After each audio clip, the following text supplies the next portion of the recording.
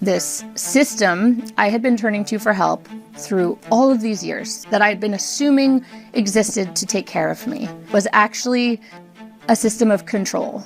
And I just hadn't seen it for what it was because I had never said no to it before. For 14 years, Laura Delano was a professional mental health patient, as she puts it, after being diagnosed with bipolar disorder when she was a teenager. Now, she believes the dominant, medicalized approach to mental illness is actually making us sicker as a society. 65 million American adults and 6 million American children are currently on psychiatric drugs, and there are 0 off-ramps for getting them off these drugs safely within the mental health industry. 0. She is the author of Unshrunk, a story of psychiatric treatment resistance. This is not about being pro or anti. This is about using straightforward, honest language to talk about what these drugs are and how they actually affect us, and then to let people make their own decisions from there based on their own life circumstances. This is American Thought Leaders, and I'm Jan Jekielek. Laura Delano, such a pleasure to have you on American Thought Leaders. Thanks for having me on. It's great to be here. What is it that we get wrong about the mental health system in America? I think at the heart of the problem is the fact that we've given a monopoly to this medicalized way of understanding ourselves, to this idea of having mental illness or of being mentally healthy. This whole framework, this medicalized framework, has taken on a monolithic status in our culture such that all the other ways that we might make sense of the struggles that come with being human get pushed to the side. And when you're viewing your struggles through this medicalized lens, you have one logical next step to take, which is to get treatment, which is often pharmaceutical treatment. And so I think, to me, it's about how much power and dominance and ubiquity the mental health industry has over our culture. That's really the heart of the problem here. And just qualify for me, what does mental health industry mean exactly? That's like a kind of a whole compound of different groups, or? Yes, you could call it a mental health industrial complex if you wanted. I think for me, the word industry is an important one to use as opposed to system, I think, because it shines a light on the fact that this is about very powerful corporations between drug companies, the hospital industry, managed care, medical devices, the list goes on and on. I think naming that this is in large part about corporations who are selling products and services, I think is why, to me, industry is the right word here. And it's all built on this idea of mental illness and mental health. There seems to be a trend, especially online, people like to identify things that sometimes you might even consider, kind of personality traits or quirks or something like that as like a particular, disorder. For example, people self-diagnosing as ADHD and things like that. Is there a connection here?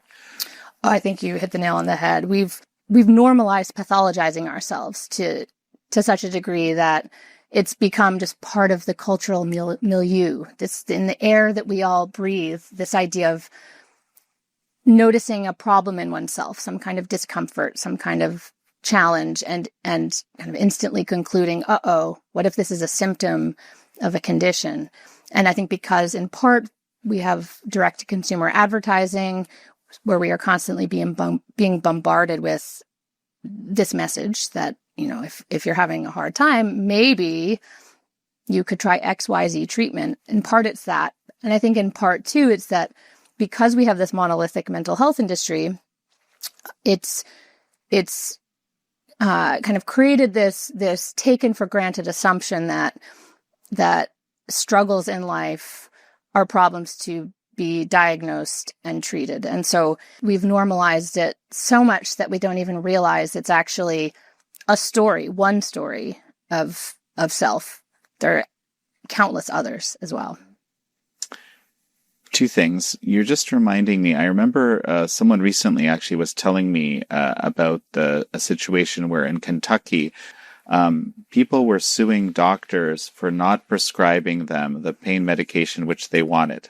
because these are consumer products that are being marketed and sold to people, they come in to their doctor's office knowing what they want. And so doctors are put in this difficult position where if they are actually critical of the drugs they're prescribing, what do they do when their patient comes in wanting them? Because if it's not going to be them, it'll be someone else. So shouldn't it at least be them, because they can at least help educate the patient about risks, about the lack of long-term outcomes, the negligible evidence base for long-term efficacy.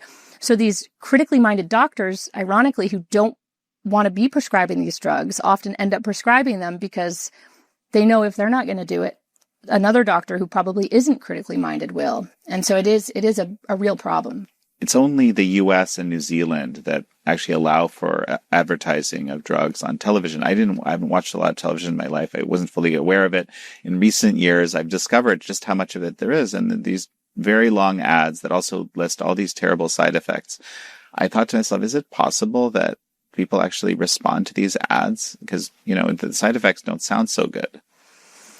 I think we've been so desensitized to that soporific voice listing the side effects at the end that people don't even hear it. They just glaze over, and what they absorb is the image of the depressed, gloomy woman who's now suddenly running on a beach, smiling. I think people are so desperate for relief. I think we live in a time where there's so much struggle. People are overwhelmed by anxiety, by despair, by a sense of meaninglessness, futility to change circumstances, that people want this quick fix promise that is provided to them in these advertisements. And I do think people see these ads and believe what they're telling them because they are just desperate for change. And I was once the same way. I was once so desperate for relief from this intense suffering that I'd spent so many years in, that I was ready to believe anything I was told, especially by a doctor, because I was tired of trying to find the answer for myself. Well, and of course the book is your journey, indeed, with anecdotes and actually a lot of data and information on various illnesses and treatments and things like that. I mean, a fascinating structure, fascinating story, but just kind of give me a thumbnail of it very briefly. Like, you've spent 14 years, I believe, in this mental health industry system. Mm-hmm. Mm-hmm. Yep. It's basically the story of my 14-year relationship to the diagnoses, the drugs, the mental health professionals, the hospitals, and then how I decided to end that relationship and what that looked like and why I ended it. At age 13 was my entry into a therapist's office. I was an angry, intense, despairing, self-injuring teenage girl, and my terrified parents didn't know what else to do, and I think felt immobilized themselves and not empowered to help me. So they did what so many loving American parents are taught to do. If your kid is struggling, you need to seek professional help. So that began my journey. A year later, I was sent to my first psychiatrist. I received a diagnosis within my first appointment with that psychiatrist. My whole life was basically reduced to, what I was told was an incurable mental illness called bipolar disorder. And I was put right on meds. And then spent a few years refusing to accept this diagnosis. Something in me knew that the struggles that I was experiencing were actually healthy responses to the environment that I was in, to the pressures I felt on my shoulders at school, with sports. I was this very driven, perfectionistic kid. I knew that was the problem, not anything inside of my brain. But when you're a kid, you don't have power. You don't yet have a solid sense of self. And so I eventually kind of lost touch with that knowing, and then spent the final 10 years in the mental health industry as a very compliant, obedient, deferential psychiatric patient. There's one chapter in your book which is kind of pivotal. For the first time, you decide not to comply, and you're faced with the fact that it's really not your choice. And that changes things. Just kind of tell me a little bit about that. Sure.